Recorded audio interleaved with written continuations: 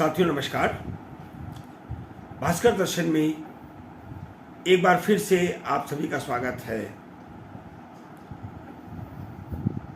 आज हम एक बार फिर से आपको कुछ ऐसी एक्सक्लूसिव जानकारी देने की कोशिश कर रहे हैं जो देश के मुख्य धारा के मीडिया से आप लोगों को नहीं मिल पाती है। उसके क्या कारक हैं, क्या कारण हैं, ये आप लोग भली प्रकार से समझते हैं। आज हम आपको बताने वाले हैं देश के प्रसिद्ध योग गुरु बाबा रामदेव की धन कमाने की विद्या के चमत्कार के बारे में। आप में से सभी लोग जानते हैं कि बाबा रामदेव की ख्याति देशी नहीं विदेशों में भी एक योग गुरु के रूप में है। एक योग शिक्षक, योग गुरु के रूप में उन्होंने अपने आप को स्थापित किया।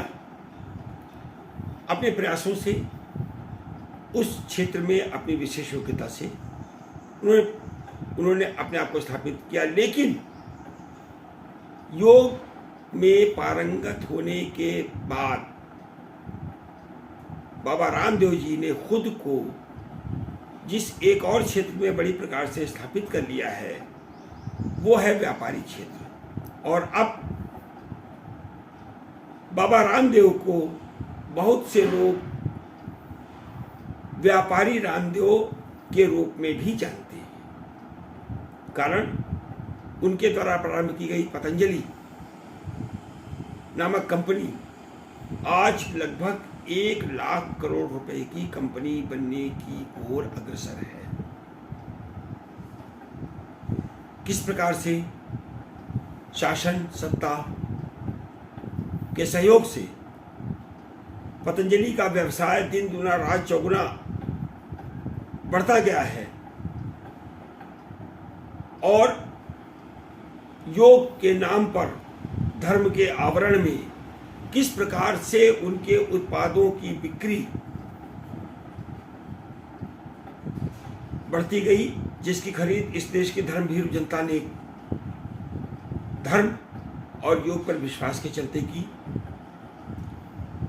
और इससे किस प्रकार हजारों करोड़ रुपए का लाभ पतंजलि और बाबा रामदेव व पतंजलि चलाने में सहयोग करने वाले उनके साथियों को हुआ, इसकी एक मिसाल केवल रुचि सोया का पतंजलि द्वारा अधिग्रहण किए जाने के मामले से ही आप सभी को मिलती है। देश की जनता के करों का पैसा किस प्रकार से बड़े पूंजीपतियों को आर्थिक सहयोग करने के लिए, उनको सहायता देने के लिए लुटाया जा रहा है सरकार के द्वारा, अपने आप में इसकी एक मिसाल है पतंजलि के अधिग्रहण का मामला। पतंजलि का अधिग्रहण अपने आप में एक प्रकार से पॉलिटिकल और कॉरपोरेट मिली भगत की खुद में एक मिसाल है कि किस प्रकार से क्वासी जुडिशियल प्रोसेस का दुरुपयोग करके जनता के धन को केवल कुछ लोगों के निजी लाभों में उपयोग किया जाता रहा है। आप में से बहुत से लोगों को अभी भी याद होगा कि रुचि सोया की स्थापना 1986 में श्री दिनेश सहारा ने मध्य प्रदेश में की थी, क्योंकि सोया के उत्पाद में मध्य प्रदेश भारतवर्ष का प्रमुखतम राज्य है, जहां सोया का सबसे अधिक उत्पादन होता है। रुचि सोया के तमाम प्रोडक्ट देश के हर वर्ग में बहुत ही प्रसिद्ध रहे, खासतौर से रुचि गोल्ड खाद्य तेलों के क्षेत्र में, न्यूट्रीला सोयाबीन के क्षेत्र में, महाकोश इनका एक और आप कह सकते हैं कि उच्च कोटि का खाद्य तेल अनेक ब्रांड रुचि सोया ने बनाए, जो देश में ही नहीं विदेशों तक में काफ़ी पॉपुलर रहे, और ये कंपनी उत्तरोत्तर प्रगति करती रही। सिर्फ इतना ही नहीं, अगर आप आरओसी के रिकॉर्ड को देखेंगे तो इस कंपनी ने, और शेयर मार्केट के पर निगाह डालिए तो 2001 से लेकर 2015 तक रुचि सोया ने अपने शेयर होल्डर्स को डिविडेंड दिया है, जिसका सीधा सा मतलब होता है कि कंपनी लगातार प्रॉफिट में रही है। लेकिन कंपनी का पतन की शुरुआत पहली बार होती है वर्ष 2016 में,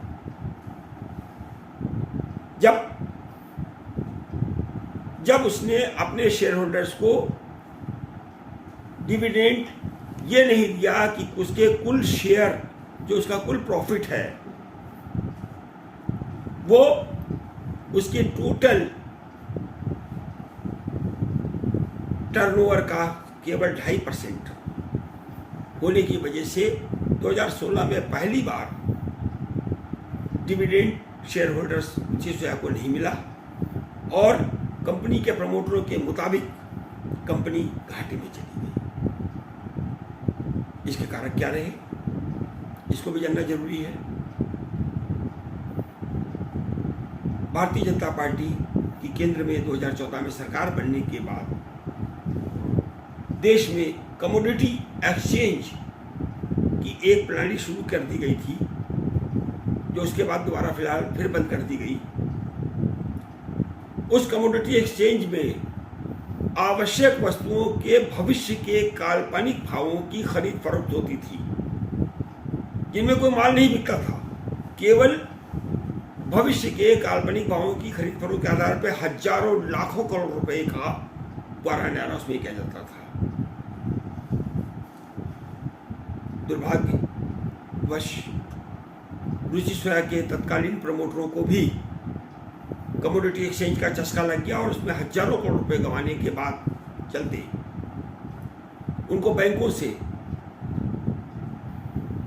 लोन की मात्रा बढ़ानी पड़ी। जहां 2006 के आसपास रुचि सोया के ऊपर कुल देनदारी 2000 करोड़ रुपए के आसपास थी, वहीं 2008 में 2000 करोड़ रुपए थी, और 2012 में बढ़ के 6000 करोड़ रुपए हो गई।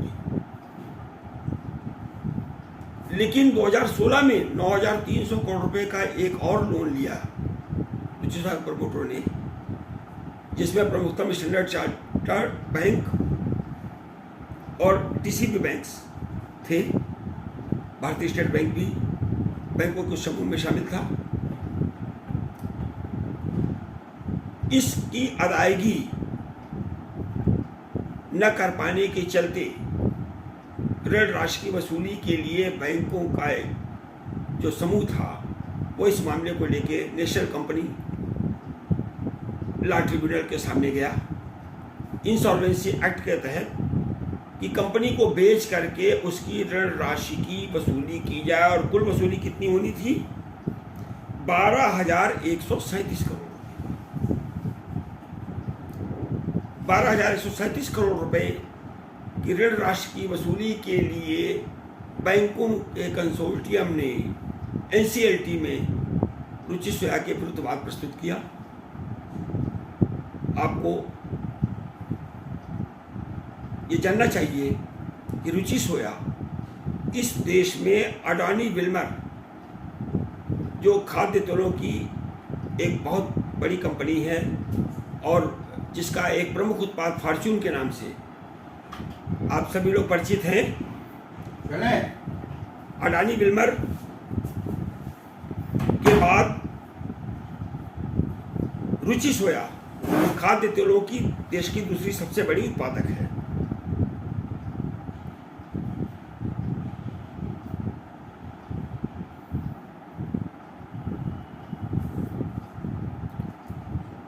रुचि सोया ने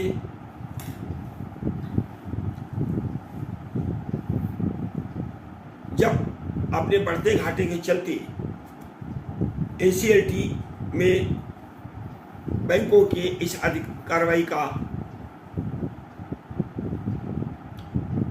सामना किया, तो उस समय इसे खरीदने के लिए दो प्रमुख लोग सामने आए। एक खुद अडानी विल्मर की तरफ से गौतम अडानी, और दूसरे जो प्रमुख खरीदार जिन्होंने प्रस्ताव दिया रुचि सोया को खरीदने के लिए, वो थे बाबा रामदेव पतंजलि की ओर से। जो प्रस्ताव दिए गए खरीद के, उनमें सबसे उच्च बोली अडानी विल्मर की थी, जो स्वीकार भी हुई। लेकिन उसी समय मामले में एक ऐसा तकनीकी पेच फंस गया कि गौतम अडानी की देश के खाद्य तेल व्यापार पर लगभग एकाधिकार स्थापित करने की योजना उस विधिक अड़चन के चलते सफल नहीं हो सकी। वो विधिक अड़चन क्या थी? इंसॉल्वेंसी एक्ट के सेक्शन धारा A29 में एक प्राविधान है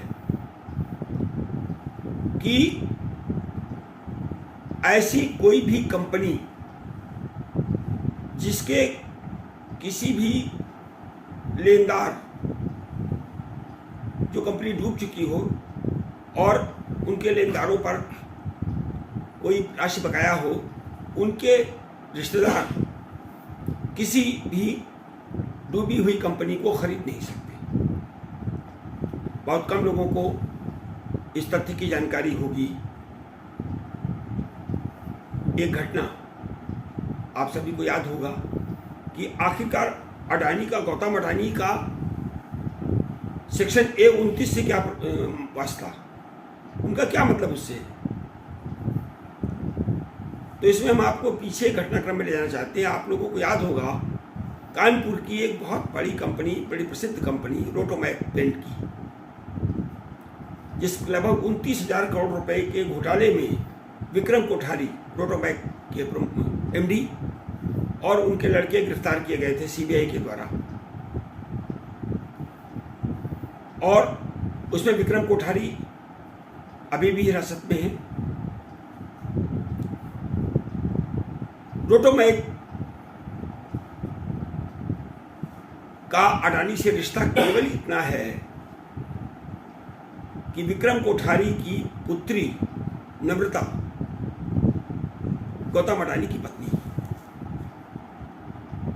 और अडानी की तमाम कंपनियों में बहुत सारे शेयर नम्रता कोठारी अडानी के पास भी है। इसी विधिक बाधा के चलते जब अडानी विल्मर की बिड अस्वीकार हो गई, तो और उसने विवशता अपनी बिड को वापस ले लिया, तब मैदान में केवल एक खिलाड़ी बचा, वो थे बाबा रामदेव की पतंजलि। आपको जान के आश्चर्य होगा कि जहां बैंकें 2, 4, 5, 10, 20 लाख के लघु उद्यमियों के बकाया ऋणों के मामले में उनकी संपत्तियों की जब्ती, नीलामी की कार्रवाइयाँ करती हैं, उनको जेल भेजती हैं, वहीं रुचि सोया के मामले में 12,137 करोड़ रुपए की राशि को, लायबिलिटीज को बैंकों ने 50% कर दिया, आधा कर दिया, आधी लायबिलिटीज को बेवाफ कर दिया, और उस आधी लायबिलिटीज के भी बदले में जो 6,000 करोड़ रुपए से अधिक बनती है, केवल 4,350 करोड़ रुपए ने 2019 में रुचि सोया को, पतंजलि को सौंप दिया गया। ये 4,350 करोड़ की अदायगी भी पतंजलि ने अपने पास से नहीं की। इस खरीद के लिए भी बैंकों के उसी समूह ने पतंजलि को 3,250 करोड़ रुपए का एक और ऋण दिया। और सबसे खास बात क्या है कि इस ऋण के लिए जो उन्होंने प्रतिभूति गारंटी मानी, वो गारंटी मानी रुचि सोया के स्टॉक को। आपको जानकर आश्चर्य होगा, लेकिन यह ध्रुव सत्य है कि जिस स्टॉक को गारंटी मान करके बैंकों के समूह के द्वारा पतंजलि को 3,250 करोड़ रुपए का ऋण दिया गया था,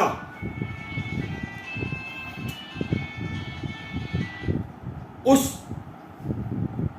स्टॉक को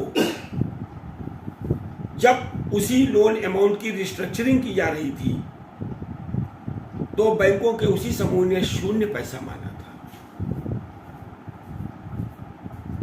जिस लोन अमाउंट को बैंकों के समूह ने 0 पैसा माना,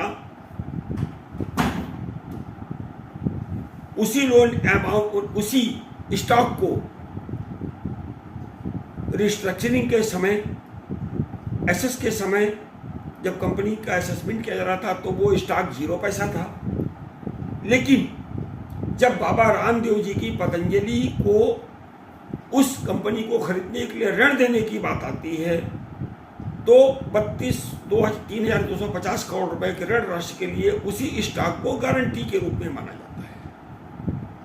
ये दोनों परस्पर विरोधाभासी चीजें हैं। इनमें क्या सही है क्या गलत है, इसका आकलन आप स्वयं कर सकते हैं। आप सभी विद्वान हैं, जानकार हैं। क्या कारक रहे होंगे इसके पीछे आप भली प्रकार समझ सकते हैं। सिर्फ इतना ही नहीं,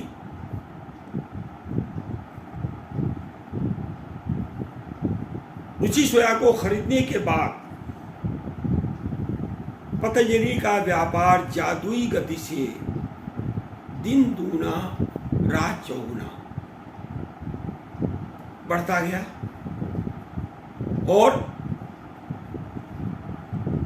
आश्चर्य की बात क्या है?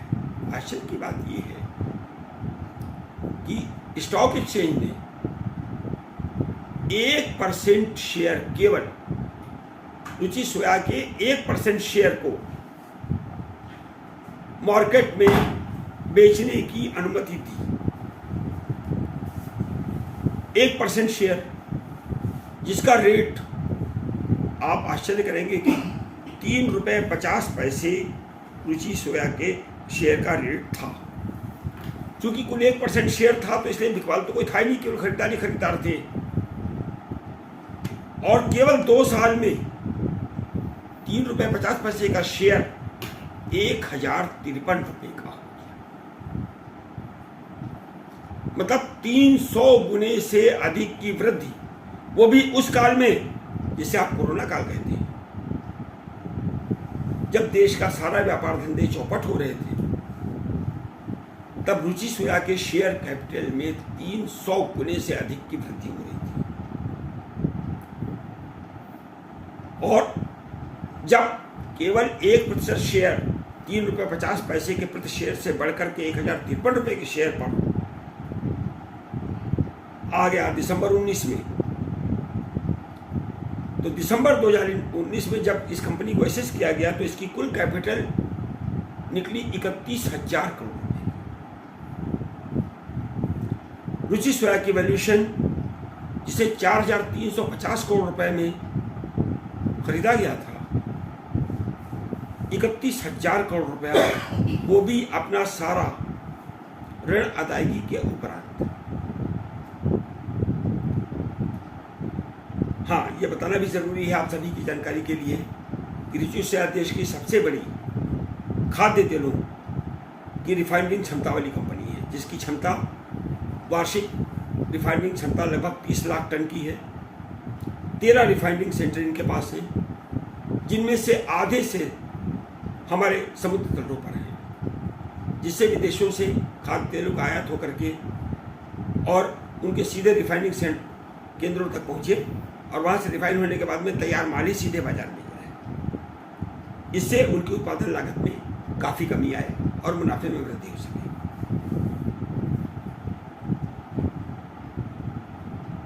इतना ही नहीं, 31,000 करोड़ रुपए की वैल्यूएशन वाली इस कंपनी को सेबी ने अपनी 25% शेयर बेचने की अनुमति दे दी पब्लिक इश्यू के रूप में। और आपको जान के ताज्जुब होगा कि 4,350 करोड़ रुपए में खरीदी गई कंपनी के 20% शेयर केवल 4,300 करोड़ रुपए में स्टॉक एक्सचेंज के थ्रू इस देश के निवेशकों को बेच दिए गए। उसी कंपनी को, जिनके निवेशकों के डूबे पैसे के लिए कंपनी को एनसीएलटी में इंसॉल्वेंसी एक्ट के अंतर्गत नीलाम किया गया था, उसी कंपनी के शेयरों को एक बार फिर से नए प्रबंधन के तहत निवेशकों को 4,300 करोड़ रुपए में बेचा गया। और उसके बाद फिर से उसी कंपनी के लिए बैंकों के द्वारा रुचि सोया को और पतंजलि को, उसकी संचालक पतंजलि को हजारों करोड़ के और भी नए ऋण दिए गए। हालात आज ये है कि 31,000 करोड़ रुपए की पूंजी वाली रुचि सोया के 80% के स्वामी आज की तिथि में पतंजलि और उसके माध्यम से बाबा रामदेव हैं, जिसमें उनका स्वयं का किसी प्रकार का कोई निवेश कदापि नहीं है। रुचि सोया पर आज की तिथि में कोई देनदारी नहीं है। तो आप समझ सकते हैं कि जिस प्रकार से योग के क्षेत्र में बाबा रामदेव जी ने चमत्कार दिखाया और अपने हजारों लाखों शिष्य बना लिए, उसी प्रकार का चमत्कार बाबा रामदेव जी ने धन एकत्रीकरण में भी दिखाया और ये भी साबित किया कि बाजार में धन की कमाई करने के मामले में भी उनसे बड़ा खिलाड़ी देश में शायद ही कोई हो। इसमें उन्होंने गौतम अडानी जैसे धुरंधर व्यापारी को भी एक तरीके से मात दी, जो आज एशिया के सबसे धनी व्यापारी हैं और जिन्होंने मुकेश अंबानी को भी पीछे छोड़ दिया है और केवल 2020 के वर्ष में जिनकी संपत्ति में 51 अरब डॉलर की वृद्धि हुई। हम तो ये उम्मीद करेंगे कि बाबा रामदेव जी जिस प्रकार से योग की शिक्षा के कैंप लगा करके लोगों को देते हैं,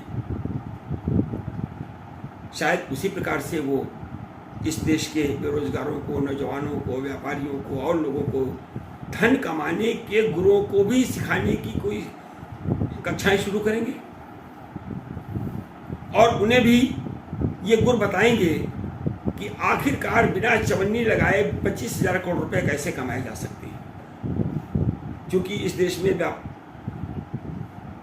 बेरोजगारों की बहुत बड़ी संख्या है।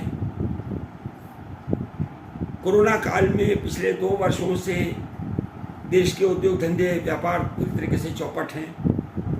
तमाम छोटे व्यापारी त्राहि त्राहि कर रहे हैं। विशेष रूप से लघु और मध्यम उद्यमियों का कारोबार पूरी तरीके से चौपट हो चुका है। तो हम उम्मीद करते हैं कि बाबा रामदेव जी व्यापक जनहित में ऐसे लोगों को कारोबार संबंधी गुर भी सिखाने का काम शुरू करेंगे बहुत जल्दी, जिससे वो लोग भी उनके नक्शे कदम पर चल करके बिना पूंजी लगाए अगर 25,000 करोड़ ना बना पाए तो कम से कम उससे उसके आसपास या उससे कम कुछ तो बना लें, जिससे उनका अपना काम चल सके। हमें उम्मीद है कि इस वीडियो की सामग्री आपको पसंद आएगी।